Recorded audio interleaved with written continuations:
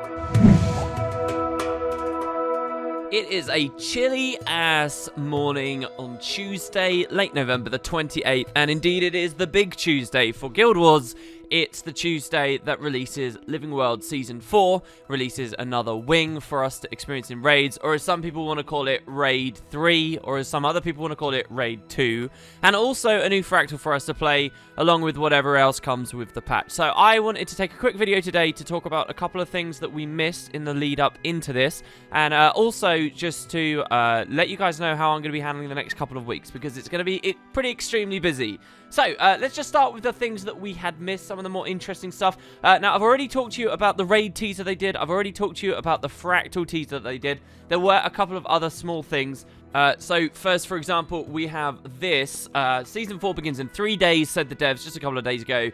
And on Facebook and Instagram, for what it's worth, they gave us an image of this destroyed boat, well, more like shipyard, actually.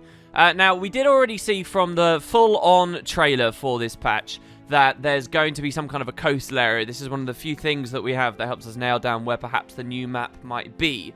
And again, we're getting another glimpse of it here. Whatever's going on has obviously completely wrecked the place. What we're actually looking at, the style of ship that's propped up there, is one of those very nice, classic-looking Alolan ships we first started seeing a lot of in Nightfall. There was a fair deal of speculation about when it came to the Path of Fire trailers. And I think we're like these kind of swan boats, I always think of them as. And it seems to be totally destroyed. Why this has happened, we can't exactly say yet. But if this is a part of the regular map, you might be thinking, oh, this is something that happens in the story. It's nice, and then it gets destroyed. Usually, with big stuff like this, it's not actually a result of the story. It's that when we go to the map, it will already be in this state. And it will have been some historical conflict that happened off screen. So the Awakened fighting against people struggling for their freedom in this area of Alona, perhaps. Or maybe any number of other things that are happening.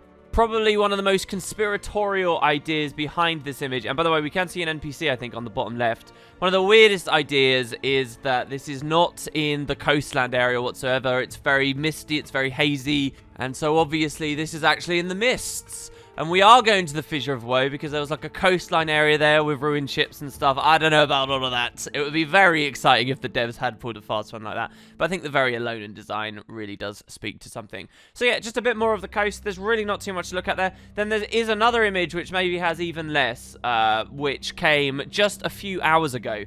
Not even a full day since I started this video. Again on Facebook and Instagram, they say Guild Wars 2 Living World is back tomorrow in Guild Wars 2. And that's just a couple of hours from you guys watching this video now. And we see Amnoon. So this is actually a full-on shot of deep in Amnoon with the big branded storm. It doesn't just hit the outskirts. It doesn't just, you know, hit the docks and where we were at the end of the main campaign. It's actually going full-on into the middle there. It'll be kind of nice, actually. What I see from this image is it makes me realize that when you come to Amnoon in the main campaign, the main story, your early experiences, you don't really have lots of mounts.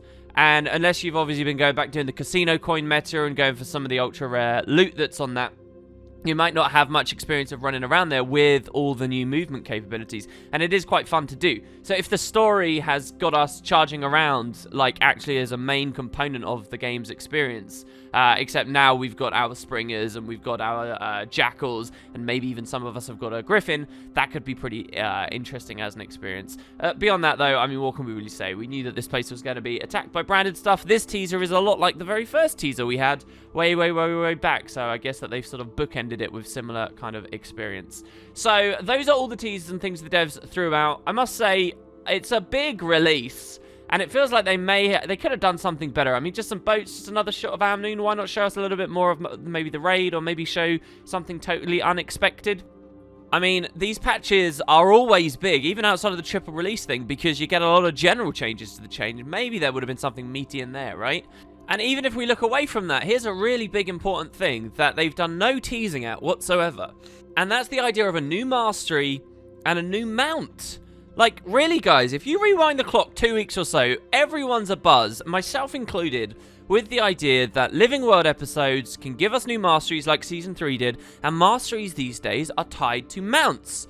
And you would have thought, okay, if that's going to be going on, maybe we'll get a teaser to do with a new mastery or potentially even a new mount. In a couple of hours, there might be a sixth thing to ride around on. That's a huge idea. And so what are we led to believe from these? That it doesn't exist at all? Maybe they're just trying to keep it a big secret to really surprise us and shock us. But I don't know. I think that people would be a lot more excited to log in if they knew there was that big thing coming. But hey, I guess you'll find out soon enough when myself and all the other YouTubers and people in discussion forums end up talking about whatever that might be. There's some kind of shot of the leg of the creature or whatever. Come on. So yeah, lots of discussion about the devs marketing on this patch, particularly given the significance of it. This is so quickly after POF and such a big patch. It's actually a really profound, exciting thing. The fact that we've gone from Siren's Landing into the X-Pack, into this, and there were no delays. They got it exactly as they said. Like, it's pretty huge, and I just hope that they really can pull the numbers and everybody ends up coming in once they see that the patch, hopefully, is as good as we all want it to be. So that hopefully puts you all into the loop for what they have teased at with us. I want to take a second as well, and this is kind of the main point of this video. I want to talk to you guys about what I'm doing over the next little while. Now, if you guys remember previous double releases on the channel, it's always been a struggle to get everything out in time. I specifically remember with the Bastion of the Penitent double release, so a raid, because I don't raid with the most extraordinary of team, because I don't raid for the most crazy amount of hours, I don't want to destroy my sleep schedule doing progression and stuff every time a new win comes out anymore. It does take me a bit longer to get through that stuff, and with Bastion, what that meant was by the time I was putting out my gameplay guide videos or whatever, which I do find really interesting, and that's what I'm on YouTube for, to share what I find interesting, it didn't really resonate with most other people at that point because they sort of felt it was old news. So I'm still struggling with what I'm going to do with the raid stuff, and this isn't even a double release, this is a triple release. If we remember when the Shattered Observatory came out, it took me a long time to be able to talk about the story there too. So juggling all of this is going to be quite the challenge. I will be back later today with the general patch video and talking about all the regular changes, but then portioning all that other stuff out is going to be a job. So I just want people to bear with me. It might take me a while to roll through it, and I think I'm just going to take the stance of, if I find it interesting, I will do a video on it, and I'm going to try to not worry about low viewership because the raid stuff or the fractal stuff or the whatever stuff comes out too late. If it's good content, I want to talk about it, I want to do it. We're just going to have to pace it well. Beyond the fact this is a triple release, it's going to be that extra bit hard for me because of the competition. And so we come to the last thing. The competition entry phase is closing as soon as this patch goes live. That has always been the rule. So if you're very early to this video, you've still got a chance to make a video and then submit it. But very soon, as soon as that patch hits, entries will no longer be accepted. I'm already sitting on about 280. Some of these videos are extremely long. So I got a ton of YouTube to watch,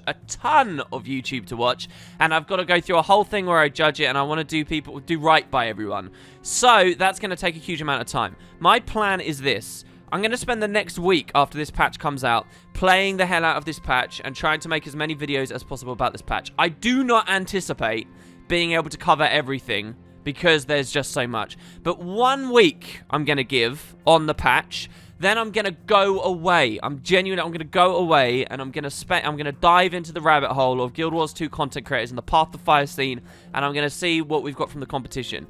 Once I'm done with that, which I anticipate shouldn't take more than a week, probably a bit less, I'm going to do that, I'm going to judge all the stuff, and then I will come back in full force and continue covering this patch. That way, you guys get the content on the triple release. People who entered the competition aren't waiting ages and ages and ages and ages for their prizes and the results and stuff, and then I can get back as well. So yeah, I'm going to do 1 week, and then basically take a week off to do just the competition stuff, and then I'll come back. Or a week off at most. And hopefully that sounds good to everyone. This really is kind of insane what's going on here. And we'll see how it goes. Mostly I'm just excited to play. And I will try to make sure I've played enough to actually make quality content instead of just rambling about stuff I really don't understand. So yeah, this is early in the morning. The nice cold, bright winter morning. I just wanted to let you all in on the loop. Next you see me will be after the patch came out. And we'll just talk about some generic stuff. And we'll roll from there. That is the plan. That is what Wooden Potatoes is going to look like for the next little while. And yes, there are. If you watch my most recent Super Q&A, you'll know there are other things bubbling in the background. But we'll cross those bridges when we come to it. So there you go, guys. Are you excited about the patch? Do you feel like the way the devs marketed this one didn't quite do it for you? I mean, it is looking like it's going to be a profound release. And sadly, I'm not sure I see enough people appreciating that. And it's a bit of a shame. But anyway, we'll see. Thanks, everybody. Hope you enjoyed. I'll see you soon.